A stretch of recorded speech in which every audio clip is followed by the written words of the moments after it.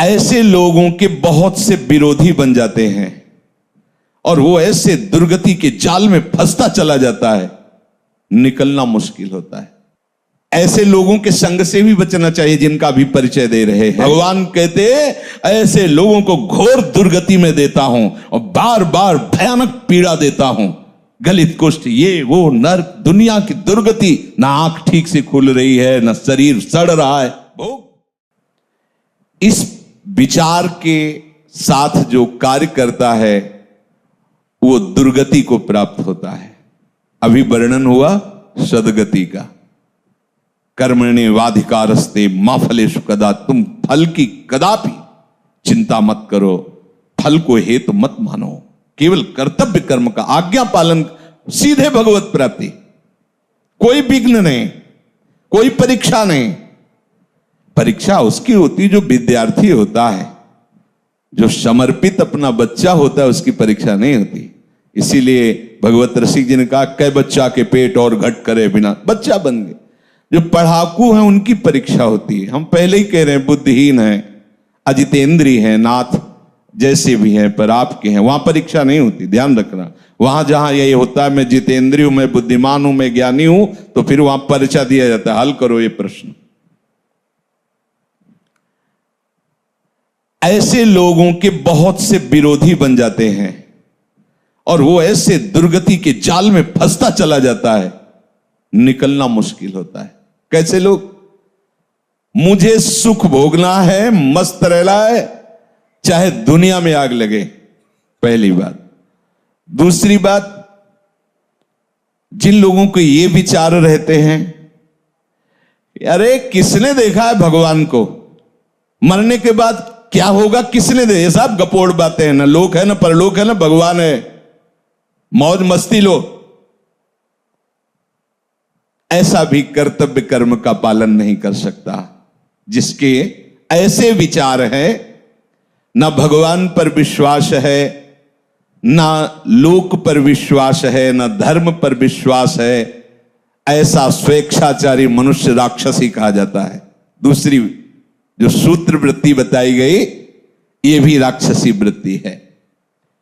यह किसी भी पाप कर्म में उतर सकता है, जैसे ऊपर वाला भी ऐसे दूसरा भी, क्योंकि ना भगवान का भय है, ना उससे शास्त्र का भय है।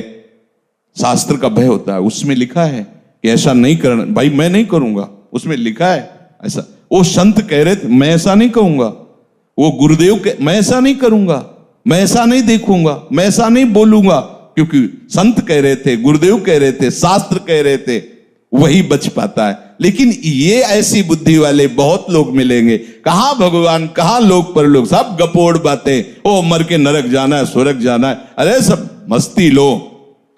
ऐसा मनुष्य स्वेच्छाचारी हो जाता है, किसी भी पाप कर्म में वो भयभीत नहीं होता। बुरे कर्म का फल परलोक में जाके दुख भोगना सब गपोड़ मानता है, सब गप है, कहीं कोई नहीं। ऐसे जो भाव वाला होता है वो प्रगट में और छिपकर दोनों प्रकार से भरपूर पाप कर्म ही केवल करता है। ऐसे लोगों के संग से भी बचना चाहिए जिनका भी परिचय दे रहे हैं। जो लोग अपने अस्तित्व को मिटा देते हैं पाप कर्म में, उनके अंदर विवेक नहीं रह जाता, बुद्धि नहीं रह जाती। बहुत ही नीच कोटि, मतलब शब्द ही नहीं उनके लिए। निंबुआ घाट गंगा के किनारे जब हम भ्रमण करते हैं तो जैसे कोई बहुत मनोरम स्थान दिखाई दिया, एकांत शांत ऐसा, तो साल साल 2-2 साल रुक भी जाते थे, रुक गए भिक्षा के द्वारा, बस एकांत सेवन। तो निंबुआ घाट है, एक बहुत बढ़िया स्थान है, बहुत सुंदर स्थान, जहां भजन की स्वाभाविक प्रवृत्ति उदय हो, किसी का ज्यादा आना जाना नहीं, भागीरथी समीप से बह रही, बहुत ही। तो वहां 20-20 किलोमीटर लगभग दूर गांव होंगे, तो वहां से एक ब्राह्मण आते थे, तो कभी कोई प्रश्न करते तो भगवत कृपा से ऐसे सहज में ऐसे उत्तर, कोई प्रवचन नहीं, ऐसे 1-2 ऐसे में तो उनकी बड़ी श्रद्धा बढ़ी, तो एक बार वो अपने परिवार को लिवा के लाए, तो साथ में उनकी बेटी भी थी जो नवयुवती थी। तो ऐसे पूरी जली हुई थी, ऐसे पूरी, ऐसे यहां से ऐसे बड़ी सुंदर आकृति पर इधर से जली हुई। तो स्वाभाविक प्रश्न उनका, ये जन्म से ऐसा है इस बच्ची के, या उनका नहीं महाराज 1 मिनट लगेगा हमें बताने में। तो कहा नहीं, बताइए बताइए। बोले भगवत कृपा से हमारे पास सब कुछ है, जमींदारी रही बाप बाबा से तो खूब धन संपत्ति है।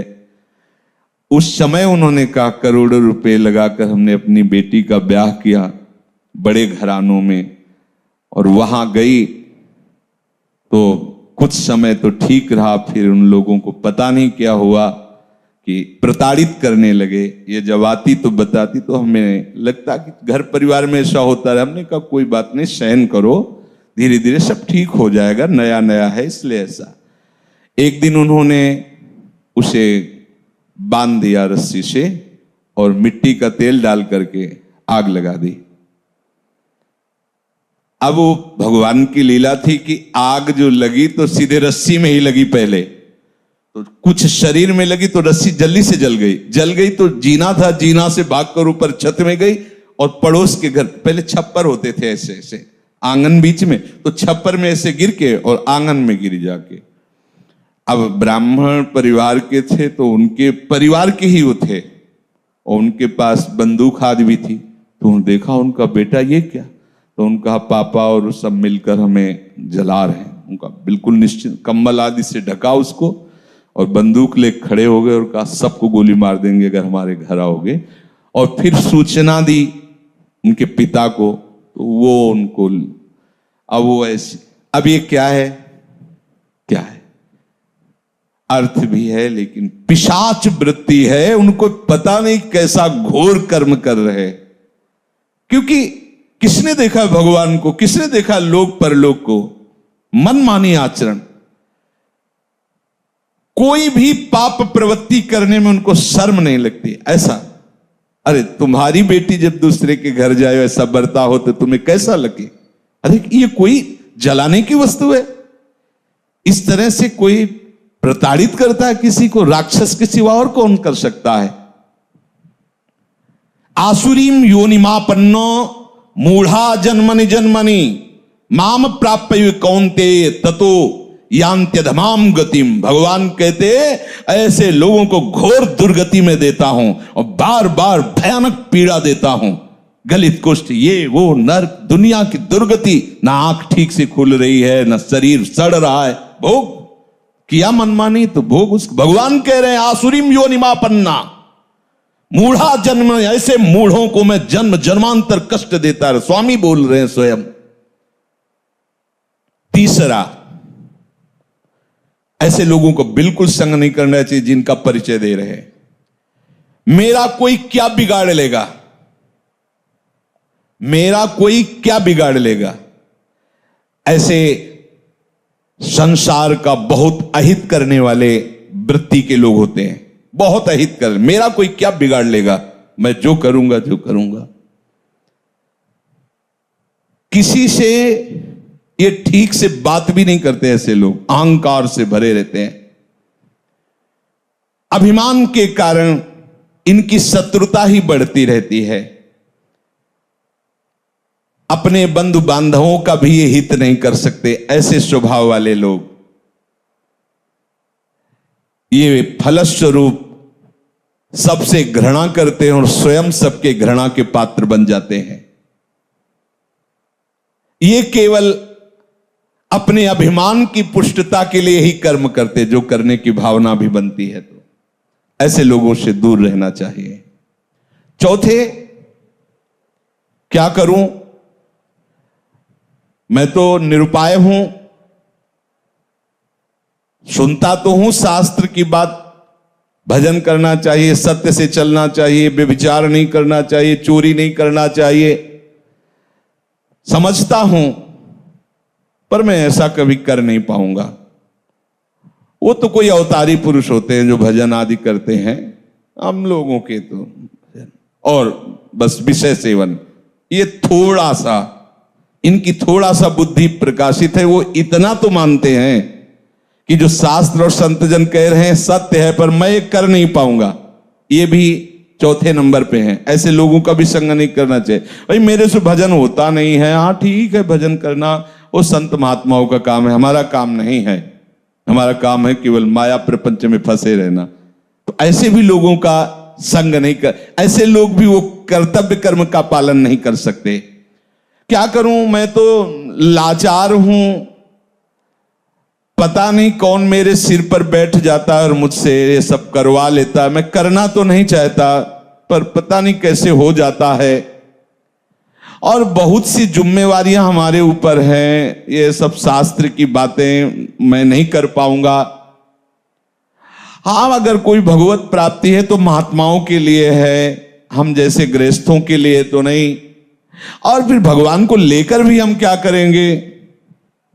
बुद्धि है, अगर भगवान मिल भी जाएगा तो करेंगे क्या यार? न पत्नी है न पुत्र है, केवल भगवान है, तो क्या करेंगे हम? बुद्धि है, उतने विकास है। अब हमें तो केवल अपना जीवन यापन करना, अपने परिवार का पालन पोषण करना। ये शास्त्र की बातें और भगवत प्राप्ति और भजन ये सब हमसे नहीं हो पाएगा। क्या करूं, मैं निरुपाय हूं, मुझसे ये सब नहीं हो सकता। ये चौथे प्रकार के लोग। पांचवें प्रकार के, मैं क्यों किसी का हित करूं, किसी से प्रेम करूं? सब मुझसे घृणा करते तो मैं सबसे घृणा करूंगा, देखते हैं कौन क्या बिगाड़ लेता है। ऐसी बुद्धि के होते हैं, ऐसी हीन भावना अपने अंदर भर लेते हैं कि सबको दुख देते रहते हैं, वाणी से, चेष्टा से। वो एकदम जल, सोचो कैसी स्थिति होगी। और ऐसे है, दर्शन होते हैं, हाँ ऐसे है। अगर होते तो लिखा कैसे जाता शास्त्रों में? वो इतनी घृणा दूसरों से करने लगते हैं कि उनको अपना भी जीवन भार लगने लगता है। ये जैसे आत्महत्या आदि ऐसे निंदनीय कार्य जो करते हैं, लगभग ऐसे ही स्वभाव से। जब दूसरों का बहुत हित किया जाता है तो अपनी बुद्धि खुद निर्णय कर देती है कि इससे अच्छा है मर जाओ। और वो ऐसा उपाय करने लगता है कि यार वो एकदम निराश, एकदम हताश, अपने ऊपर घृणा आ जाती है। ऐसे लोग कुछ मिनट में आपके सारे सत्संग पर पानी फेर सकते हैं, ध्यान रखना। इसीलिए भगवान राम के वचन है, बर भल बास नरक करताता, दुष्ट संग जनि देव। भले नरक का बास मिल जाए, लेकिन ऐसे दुष्टों का संग ना मिले। छठवां, क्या करूं, मैं तो बस दुख भोगने के लिए पैदा हुआ हूं, सब सुखी हैं, मेरे ही हिस्से में पूरा दुख दिया। नहीं बजता भगवान को, चलूंगा विरोध में चलूंगा, और कितना दुख देंगे।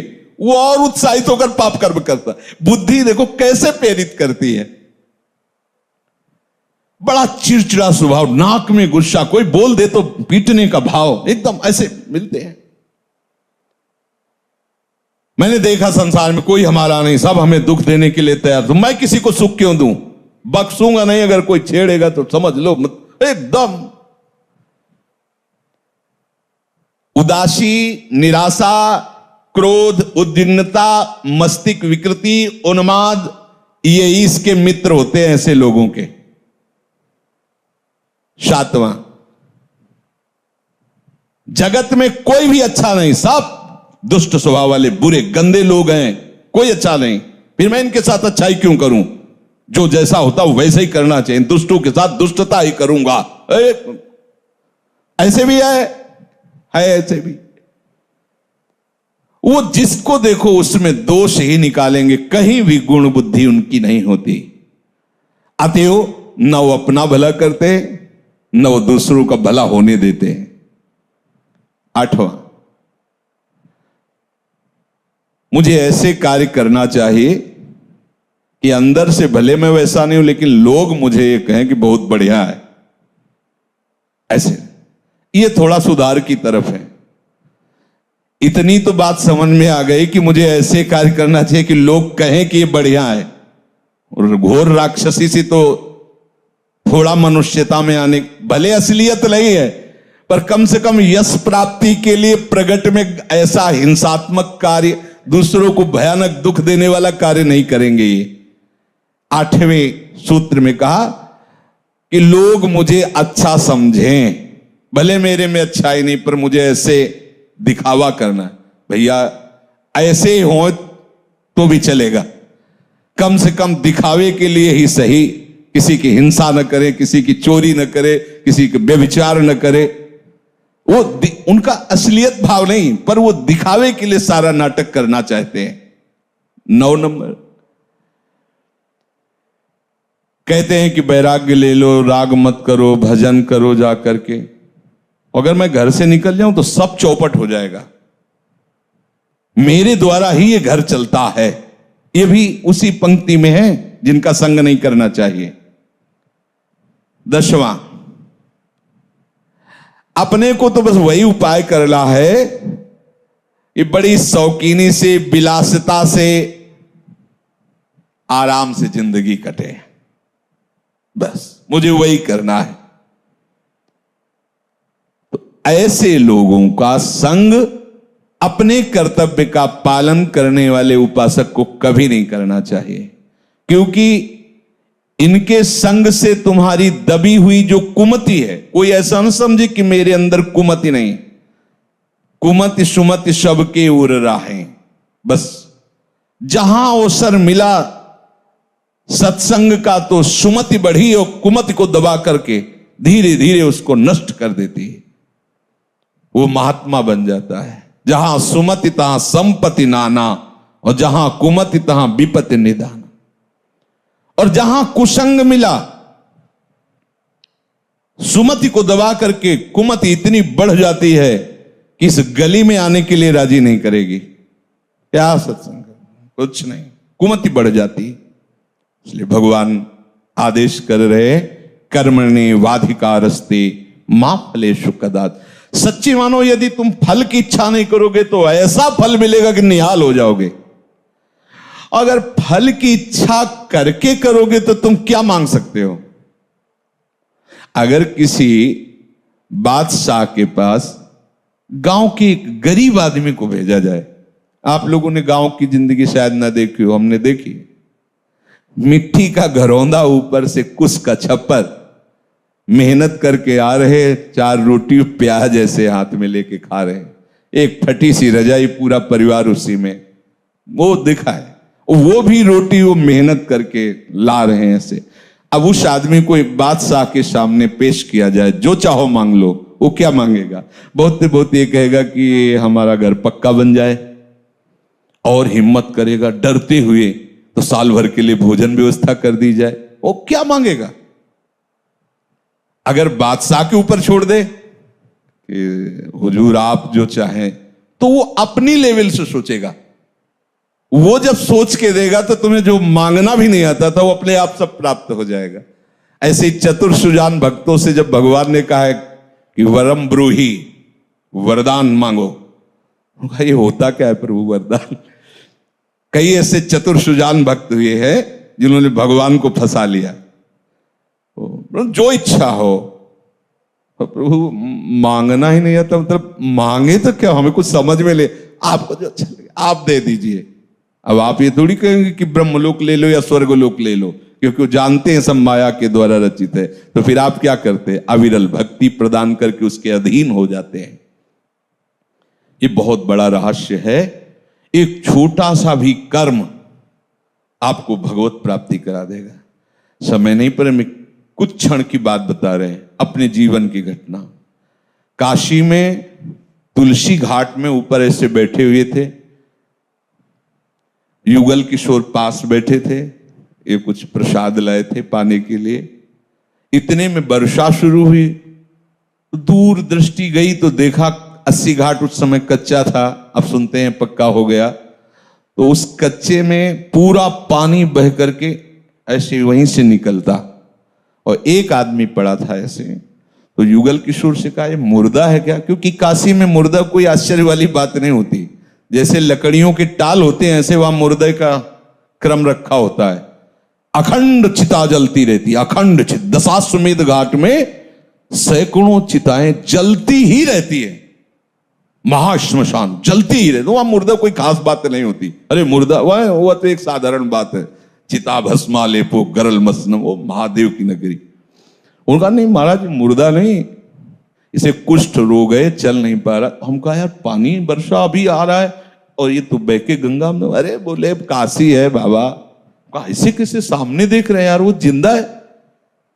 वो उठे और सीढ़ियों, बहुत ऊंची ऊंची सीढ़ियां हैं, सीढ़ियों से उतर करके जले गए तो काफी पानी आ चुका था। वो बस ऐसे गर्दन लेटे हुए थे ऐसी जगह, और ताकत थी उस समय, तो ऐसे उठाया उनको, सीढ़ियों से चढ़ते, एक बारंडा टाइप था बीच में, वहां ले गए तो कुछ संत जन बैठे थे जो ऐसे ही घाट में रहते। इसको क्यों ले, हम कहा ये गति आपकी भी हो सकती है, हमारी भी हो, आपको ऐसा नहीं कहना चाहिए।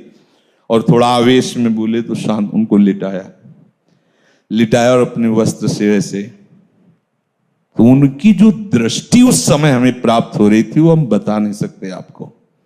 कुछ हो रहा था और ऐसा लग रहा था कुछ मेरे अंदर जा रहा है, मतलब एक अपार आनंद। वो जो दृष्टि से जो देख, वो बोले तो कुछ नहीं, दृष्टि से जो ऐसे जब पूछ रहे थे उनके मुख और ऐसे, तो जो दृष्टि से देख रहे थे तो ऐसा लग रहा था कि हमारे आराध्य देव भगवान शिव ही मुझे देख रहे हैं। और जब जाने लगे तो ऐसे हाथ ऐसे, जैसे ऐसे ऐसे, बस वहीं उसी घाट में स्मरण हुआ कैसा होगा वृंदावन। उसी घाट में संत आते और हमें रास में ले जाते हैं और वहीं से भूमिका बनती वृंदावन की। और ये सब एक छोटा सा निष्काम कर्म आपको ऐसी महान वस्तु दे सकता है जो किसी भी साधना से नहीं मिल सकती। इसलिए हमारे सिद्धांत में वाणी में लिखा हुआ है, सुख देवे को चाहो। ये बहुत बड़ी बात है। ये सकामी पुरुष नहीं समझेंगे कि अरे क्या, अरे ये महाफल की प्राप्ति कर, सीधे सीधे प्रभु को अधीन, सीधे प्रभु का साक्षात्कार, सीधे प्रभु का प्रेम। इसलिए इस बात पर विचार कीजिए, कोई भी कर्तव्य कर्म फल की आकांक्षा मत रखिए। जो आपको जैसे सेवाएं मिली हैं, जो भी घर गृहस्थी की, व्यापार नौकरी की, श्री जी की जो भी सेवा, ये सब केवल प्रभु की आज्ञा है ऐसा मानकर, गुरु आज्ञा, शास्त्र आज्ञा की, तो आपकी गृहस्थी सेवा भी, आपको अभी जो चरित्र सुना रहे को अपना सेन जी अपना ही कर्म कर रहे, सुपज वाल्मीकि अपना कर्म कर रहे, सब अपने, सदन जी अपना कर्म कर रहे, उसी से उनको भगवत प्राप्ति हो रही। भगवान नाम स्मरण, भगवत भावना से किया हुआ प्रत्येक कर्म भगवत प्राप्ति कराने में समर्थ है। शेष चर्चा आगे। श्री राधा।